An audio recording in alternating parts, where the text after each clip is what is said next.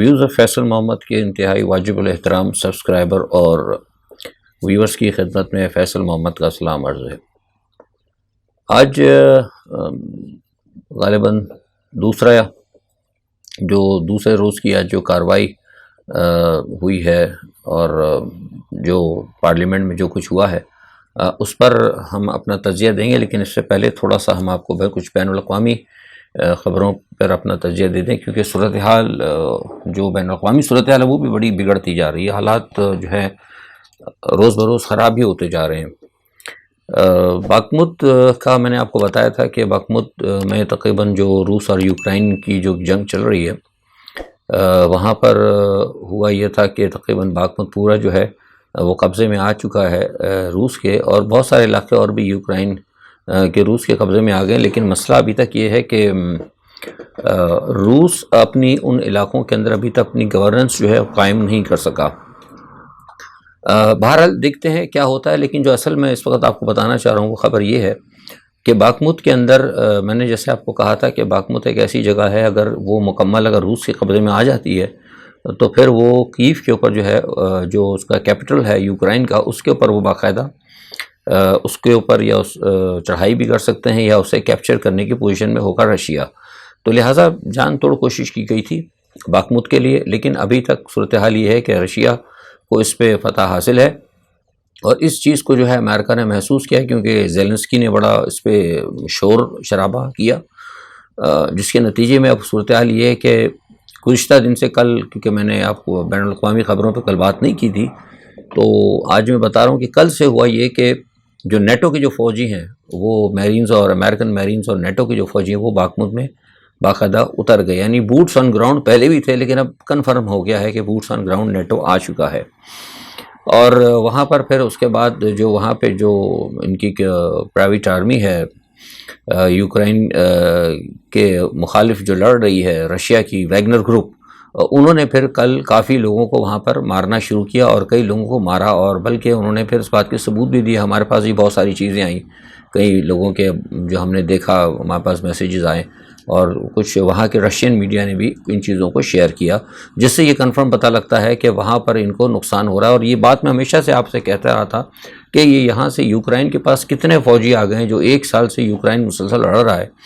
اور اس کے پاس جو ہے فوجی ختم ہی نہیں ہونے پا رہے، تو اب جو ہے کل یہ بات ثابت ہو گئی، اور کل ایک بات یہ بھی ہوا کہ اس کے بعد جو ہے یہ بات کنفرم ہو گئی کہ اب نیٹو جو ہے باقاعدہ لڑ رہا ہے اور نیٹو جو ہے جنگ کے اندر کود چکا ہے، تو یہ ظاہر سی بات ہے کہ یہ ایک صورتحال جو ہے یہ رشیا کے لیے انتہائی کسے کہتے ہیں کہ پریشانی کا باعث بھی ہے، اور ظاہر سی بات ہے پیوٹن کو مزید اکسائے گی، اور یہی وجہ ہے کہ شاید غالباً پیوٹن نے تیاریاں کر رکھی ہیں، اور میں نے آپ سے جیسے پہلے بھی کہا تھا کہ کچھ لوگ کہتے ہیں کہ رشیا کا ابھی تک دیکھیے رشیا کا ایک اصول یہ ہے کہ اس کے پاس جو ہتھیار ہیں وہ بڑے خطرناک ہتھیار ہیں، میں سمجھتا ہوں میری دانش میں جو بین الاقوامی جو یورپین تجزیہ نگار ہیں دفاع کے حوالے سے ان کا بھی کہنا یہی ہے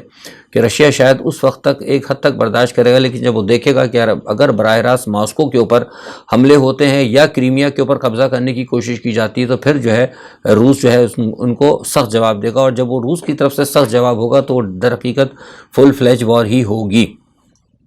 اچھا، اس تمام صورتحال کے اندر آپ کو یہ دیکھنا ہوگا کہ امریکہ کیا کر رہا ہے۔ امریکہ کی دیکھیے بھرپور کوشش ہے کہ یہاں پہ کس طرح کی جنگ ہو جائے۔ آپ کو یاد ہوگا کہ اسی چینل سے میں آپ کو بارہا بتاتا رہا ہوں ویوز آف فیصل محمد سے 6 مہینے پہلے بھی کہ اس وقت جو امریکہ کو جس طرح پرابلمز ہیں، امریکہ جس طرح دنیا میں اس وقت تنہا ہوتا جا رہا ہے، اکنامیکلی طور پر بھی اس کی جو ایک سپر پاور سے کہتے ہیں کہ یونیلیٹرل ایک جو پوزیشن ہے اس کو جس طرح چین نے چیلنج کیا ہوا ہے، ساتھ میں اس کے ساتھ رشیا بھی ہے، تو اس کی وجہ سے امریکہ کو ویسے ہی بہت زیادہ پریشانیاں ہیں، اور جو ابھی حالیہ طور پر آپ نے جو دیکھا سارا جو چین نے کام کروایا کہ سعودی عرب کو اور ایران کو ساتھ بٹھا دیا، اور ان کے ایک ریوائول جو تھے روایتی حریف ان کو دوستی میں کرا دیا، اور سعودی عرب کو شام کے ساتھ بٹھا دیا، اور تمام مسلمان ممالک اور جو مشرق وسطیٰ کے اندر خاص طور پہ جو تیل پیدا کرنے والے ممالک ہیں اوپیک، نیو اوپیک جو ہیں، ان کے درمیان جو ایک انہوں نے ہم آہنگی جو پیدا کی، اس کی وجہ سے امریکہ کو بہت زیادہ تشویش ہو گئی ہے۔ آپ کو یہ بات اس لیے میں یاد دلا رہا ہوں کہ 1 سال قبل میں نے کہا تھا کہ ان کا ایک پلان یہ تھا کہ جو اسرائیل کی طرف سے ایک آیا تھا ابراہم ایکارڈ، اس ایکارڈ کے تحت تمام مشرق وسطیٰ کے ممالک کو ان کے ساتھ ملا کر ابراہم ایکارڈ کے ساتھ اسرائیل کے ساتھ قریب لا کر ان کی ایک کرنسی کرنی تھی جو کہ کرنسی چلنی تھی جس میں یہاں مشرق وسطیٰ میں اسرائیل کی، لیکن چائنا نے آ کے اس میں گیپ ڈال دیا، اور اب مسئلہ تو یہ اسرائیل کی کرنسی تو گئی دور، اب امریکہ کی کرنسی کو بھی خطرہ پڑتا جا رہا ہے۔ اب پوزیشن یہ ہے کہ چین اور روس اور سعودی عرب اس بات پر راضی ہو گئے ہیں کہ وہ اپنے تیل کی جو تجارت ہے وہ کریں گے کس میں، ین کے اندر، چینی یوان کے اندر۔ اگر وہ چینی کرنسی کے اندر اگر وہ راضی ہو جاتے ہیں کرنے، تو آپ سمجھ لیں کہ پھر امریکن ڈالر کو بہت زبردست جھٹکا پڑے گا۔ اور جو میں آپ کو بارہا پہلے کہتا رہا تھا، اور جس کے بارے میں مختلف ادوار میں اس پہ ہم ذکر بھی کرتے رہے ہیں، کہ یہ جو اس وقت جو چین کا، روس کا، ایران کا اور جو سعودی عرب کا یہ جو ایک اکٹھا ہونا ہوا ہے، یہ ایک بہت بڑی اہمیت ہے، اور اس کہیں نہ کہیں ترکی بھی اب ساتھ آ رہا ہے، برازیل تو ویسے ہی آپ کو پتہ ہے وہ انٹی امریکہ ہے برازیل وغیرہ، تو اب وہ ساتھ ہے۔ اور دوسرا COS کی جو میٹنگ ہے اس کے اندر بھی آپ نے دیکھا کہ سعودی عرب کے معاملات چل رہے ہیں وہاں پہ، تو اس طریقے سے جو ایک نیا اتحاد بن رہا ہے، وہ تمام اتحاد جو ہے نا وہ امریکہ کو بالکل اس وقت دیوار سے لگا رہا ہے۔ اچھا، امریکہ کی اکنامیکل پوزیشن بھی اس وقت بہت زیادہ اچھی نہیں ہے، ہم آپ کو بتاتے رہے ہیں اس حوالے سے، تو اب اس تمام صورتحال کے اندر یہ جو اب نئی جو سچویشن بن رہی ہے نا، اس سچویشن کو میں اس لیے یہاں ڈسکس کر رہا ہوں کہ مجھے لگتا ہے کہ امریکہ کا جو ڈالر، جو آپ کو پتہ ہے کہ آئل ڈالر جو ہے پیٹرو ڈالر کی وجہ سے سعودی عرب کے ایک شہنشاہ نے جب بات کی تھی تو اس کو قتل بھی کروا دیا گیا تھا۔ آپ کو یاد ہوگا انہوں نے جب یہ کہا تھا کہ مسلمان ملک اپنی تجارت اپنی کرنسی میں کریں، تو اب وہی سچویشن جو ہے اب آ گئی ہے، لیکن اب وہ کسی کمزور ملک کی طرف سے نہیں ہے، یہ باقاعدہ ایک اتحاد کی طرف سے آ رہی ہے، چین بھی ہے اس میں، روس بھی ہے اور دوسرے تمام ممالک ہیں۔ تو یہ اگر صورتحال اگر ڈیولپ ہوتی ہے، جو ہوتی جا رہی ہے، جو میں آپ کو بتا رہا ہوں، وہ میں یہ ذکر اس لیے میں کر رہا ہوں روس اور یوکرائن کے حوالے سے، کہ یہ اگر صورتحال جب ڈیولپ ہو رہی تو اس کا مطلب یہ کہ ڈالر کو جھٹکا لگے گا، جب ڈالر کو جھٹکا لگے گا تو امریکہ کی اکنامی ختم ہوگی۔ امریکہ اس چیز کو ناکام کرانے کے لیے ایک بہت بڑی جنگ کروا سکتا ہے، یہ میں آپ کو بڑی خبر دے رہا ہوں، کسی وقت بھی وہ، اب جنگ وہ کہیں بھی ہو سکتی ہے، وہ جنگ کیا کہتے ہیں بھارت اور چین کی تو میں سمجھتا ہوں کہ شاید فوری طور پر بھی نہ ہو ٹاکرا، لیکن اس کو بھی آپ مطلب پس پوچھ نہ رکھیں، لیکن یہ ہے کہ یورپ کا یا پھر روس کا ایک ہو سکتا ہے معاملہ، تاکہ کسی نہ کسی طرح اسے جب اگر یہ جنگ ہو جاتی ہے، نیٹو اگر کودتا ہے تو ظاہر سی بات ہے پھر یورپ لڑے گا تو اوبیسلی یورو نیچے جائے گا، یورو نیچے جائے گا تو پھر کہیں نہ کہیں ڈالر کو تھوڑا سا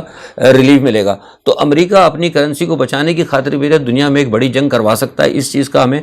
بہت خیال رکھنا ہوگا۔ اور ایک بات ساتھ یہ بھی ہے کہ چین نے، جیسے ایک وقت ہوگا کہ دنیا کے اندر آپ کو پتہ ہے کہ امریکہ سب انسانی حقوق کی رپورٹیں نکالا کرتا تھا، لیکن چین ایک باقاعدہ بڑی طاقت ہو گیا۔ چین نے پہلی مرتبہ، غالباً پہلی مرتبہ تو نہیں لیکن اس مرتبہ جو رپورٹ نکالی وہ بڑی اچھی ہے، بڑی کمپریہنسو رپورٹ ہے، اور اس کے اندر جو امریکہ کے اندر انسانی حقوق کے خلاف ورزیاں ہوئی ہیں اس پر بات کی گئی ہے، اور ساتھ میں یہ بھی بتایا گیا ہے کہ امریکہ نے ایران ہے، شام ہے، لیبیا ہے، اور اس کے علاوہ افغانستان ہے، ان تمام ممالک پر پابندی لگائی، اور اس کے علاوہ کئی 20-22 ممالک پر نہ صرف پابندی لگائی بلکہ ان کے اندر مداخلت کر کے ان کے حالات بھی خراب کیے۔ یعنی اگر دیکھا جائے تو ایک سم اپ کریں تو ساری دنیا کے اندر جو ہیومن رائٹ کی جو وائلیشن ہوتی ہے اس میں سب سے زیادہ مورد الزام جو ہے امریکہ کو ٹھہرایا گیا ہے۔ تو میں سمجھتا ہوں یہ کہیں کسی حد تک درست بھی، اور یہ آج تک یہ ہمارے ملک میں بھی کوئی آج تک یہ بات نہیں کرتا، اور میں ہمیشہ جس طرف اشارہ کرتا ہوں، لیکن یہ چلیے ایک بات ہے کہ چائنا کی طرف سے یہ بات اٹھی ہے، اور چائنا نے ایک بڑی اچھی رپورٹ جو ہے بنائی ہے، وہ رپورٹ اگر آپ کو ملے تو آپ ضرور پڑھیے گا۔ اچھا، دوسری ایک چیز یہ ہے کہ ایک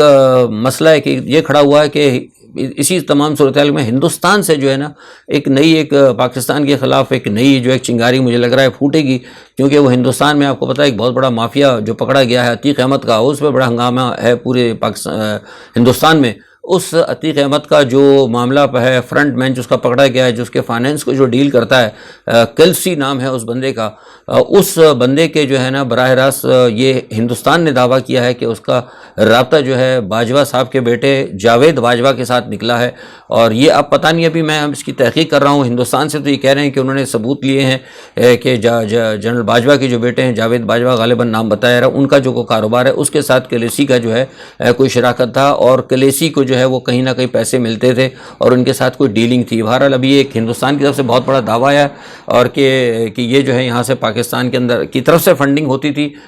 اس یعنی بھارت کے انتہائی خطرناک گینگ کو سپورٹ کرنے میں۔ اب یہ الزام بھی ہو سکتا ہے، کچھ نہیں کہہ سکتے، لیکن ابھی تک میں بتا رہا ہوں کہ بھارت کی طرف سے ایک چیز آئی ہے، اور اس کو بھی ہمیں نظر رکھنا ہوگا کہ کیسی صورتحال کے اندر، جبکہ پاکستان کے حالات انتہائی خراب ہیں، اور ہمیں مطلب سیاسی طور پر اور معاشی طور پر ہم بالکل اس وقت آپ کو پتہ ہے کہ کس درجے پر ہم موجود ہیں، وہاں پر پاکستان کے خلاف ایک اتنی بڑی پاکستان کی فوج کی طرف سے بھارت کے خلاف اتنی بڑی سازش کا ایک انکشاف ہونا، یہ کہیں کوئی کسی چیز کے لیے راہ ہموار کرنے کی شروعات تو نہیں ہے، اس پہ بھی آپ کو غور کرنا ہوگا۔ دوسری جانب یونان کے اندر 2 ایرانی نژاد پاکستانی پکڑے گئے ہیں جو کہ وہاں پہ کوئی یہودیوں کی عبادت گاہ ہے، ان کو اڑانے کی وہ منصوبہ بندی کر رہے تھے۔ ایک تو یہ بڑی مصیبت تھی جو ایرانی نژاد اور افغان نژاد جو لوگ پاکستانی ہیں، ان کی وجہ سے بھی بڑے ہمیں مسئلے ہوتے ہیں، تو یہ دیکھنا پڑے گا ارباب اختیار کو کہ کیا صورتحال ہے۔ بہرحال یہ بھی ایک اچھی خبر نہیں ہے، اس کی وجہ سے ساری دنیا کے اندر ایک ہنگامہ ویسے ہی ہماری مچا ہوا ہے۔ اور دوسرا جو اس وقت جو ہمارے وزیر داخلہ صاحب جو ہیں، انہوں نے جو عمران خان کو قتل کرنے کی جو انہوں نے بات کی تھی نیشنل میڈیا کے اوپر آ کر، وہ ساری دنیا میں اس وقت ڈسکس ہو رہی ہے۔ اب گو کہ وہ مقر تو گئے ہیں لیکن وہ بہت زیادہ مطلب غلط دیکھا جا رہا ہے، اور کئی جگہ لوگ پوچھتے بھی کہ یہ کیسا پاکستان کا انٹیریئر منسٹر ہے اور یہ کس قسم کی پاکستان کی گورنمنٹ ہے جو نیشنل میڈیا پہ آ کے پولیٹیشین کو ڈائریکٹ براہ راست قتل کرنے کی دھمکیاں دیتی ہے۔ تو یہ ایک عجیب صورتحال جو ہے ہمارے پاکستان کے اندر جو موجودہ جو سیٹ اپ ہے، اس نے ہمارے ملک کے اندر جو ہے نا یہ اس وقت شروع کی ہے۔ اچھا، اب جب اپنے ملک کی بات آئی ہے تو تھوڑا سا بتا دیتے ہیں کہ آج وہ سپریم کورٹ میں گرما گرم بحث ہوئی ہے، اور آپ کو پتہ ہے کہ اٹارنی جنرل جو ہے وہ آج ان کو بڑا تیار شیار کر کے بھیجا تھا، ساتھ میں عرفان قادر کو بھی بھیجا گیا تھا۔ اور سننے میں یہ ہے کہ جب عرفان قادر وہاں پہنچے تو انہوں نے کہا کہ بھائی کل تو آپ دوسرے تھے اٹارنی کی مدد کے لیے اور آج آپ آ گئے ہیں، تو انہوں نے کہا جی میں حکومت کی طرف سے آیا ہوں۔ تو اس کے بعد آپ کو پتہ ہے عرفان قادر کے بارے میں بتا چکے ہیں، وہ تھوڑے سے مطلب روگ ہیں، بہت زیادہ کوئی درست بات کرتے ہیں اور ججوں سے الجھتے ہیں۔ تو بہرحال ان سے پوچھا گیا کہ آپ کس اس میں آئیں، تو انہوں نے کہا اچھا ٹھیک ہے، وہ کچھ بات کر کے واپس چلے گئے، کیونکہ بیسیکلی وہ آپ کو پتہ ہے کہ وزیر اعظم کے وہ مشیر بھی تھے، تو وہ گئے، انہوں نے جا کے باہر ہی آج انہوں نے مشاورت سے استعفیٰ دیا، اور فوری طور پر وہ جناب ایک وکیل ہو کر آ کے انہوں نے جوائن کر لیا کورٹ کو۔ اور آپ دیکھیں جب حکومت کا مطلب سازشی جب کام ہوتے ہیں تو کتنی تیزی سے سب کام ہوتے ہیں، بل بھی پاس ہوتے ہیں اور استعفے بھی ہو جاتے ہیں، سارا کام ہوتا ہے۔ مطلب اپنا کام جب کرانا ہے نا حکومت کا، تو ایک دن کے اندر سب کام ہو جاتا ہے، وزیر جو ہے مشیر بھی بن جاتا ہے، مشیر مستعفی بھی ہو جاتا ہے اور ایڈوائزر بھی بن جاتا ہے۔ لیکن جب عوام کی بات ہوتی ہے، جب کہیں عوام کو اگر ریلیف دینا ہوتا ہے تو سالوں گزر جاتے ہیں، عوام کو کسی قسم کا کوئی ریلیف دینے کے لیے قانون بنانے کے اندر جو ہے نا سالوں لگ جاتے ہیں اور اس پہ پھر امپلیمنٹ نہیں ہوتا۔ لیکن جب اپنی بات ہوتی ہے تو منٹوں کے اندر سب کام ہوتے ہیں، منٹوں میں بل پاس ہوتے ہیں۔ خیر، کہنے کا مقصد یہ ہے کہ عرفان قادر صاحب جو ہیں وہاں پر پہنچے اور ساتھ میں دوسرے لوگ بھی پہنچے، JUI کے نے بھی پہنچ گیا، دوسرے لوگ بھی پہنچ گئے۔ اصل میں یہ سارا کام اس لیے ہو رہا ہے کہ ان کی پوری کوشش یہ ہے کہ جو سپریم کورٹ کے اندر جو کیس چل رہا ہے اس کے اندر یہ جو ہے نا کہ انتشار کی سی کیفیت پیدا کریں اور اسے متنازع بنانے کی کوشش کریں۔ لیکن جو ریمارکس پہ خیر میں بات نہیں کروں گا، آپ ٹی وی پہ دیکھتے رہے ہوں، لیکن میرا جو اپنا تجزیہ دے رہا ہوں وہ تجزیہ میرا یہ ہے کہ میں نے جو چیز دیکھ رہا ہوں کہ ابھی تک سپریم کورٹ کی جو ہے نا اس پہ گرپ جو ہے اور یہ اچھی بات ہے کہ جو اپنا ہمارے چیف ہیں عدلیہ کے، سپریم کورٹ کے چیف جسٹس، انہوں نے جو ہے اپنی گرپ کو رکھا ہے۔ گو کہ آج مندوخیل کی طرف سے ایک ریمارکس کیے آئے تھے جس کی وجہ سے میں سمجھتا ہوں کہ کچھ تھوڑا سا اس میں ایک تلخی سی کا ایک عنصر شامل ہو گیا تھا، لیکن بہت اچھا اس کو ٹیکل کیا چیف جسٹس صاحب نے، اور بہت میں سمجھتا ہوں کہ انتہائی بردباری کا اس وقت جو مظاہرہ کر کے چیف جسٹس صاحب جو ہیں چل رہے ہیں۔ بہرحال یہ میری اپنی سوچ ہے اور فیصلہ تو کرنا آپ کا کام ہے، آپ روزانہ ساری چیزیں دیکھ رہے ہیں، ان کے ریمارکس بھی دیکھ رہے ہیں۔ بہرحال یہ سارے جو معاملات ہیں نا اس کے تحت جو ہے نا یہ بدنیتی ایک بات جو میں نے کل کہی تھی، کچھ لوگ کل کہنے کا فیصلہ صاحب وہ آپ شاید جذبات کی نہیں ہوتی، مسئلہ یہ ہے کہ میں تھوڑا سا سنجیدہ تھا کل، مسئلہ یہ ہے میں عموماً آپ کو پتا ہے کہ اپنے بہت ریلیکس رہتا ہوں، مزاح کے موڈ میں بھی ہوتا ہوں، کبھی کبھی کوئی آپ کو پتا ہے کہ میں طنز بھی کر جاتا ہوں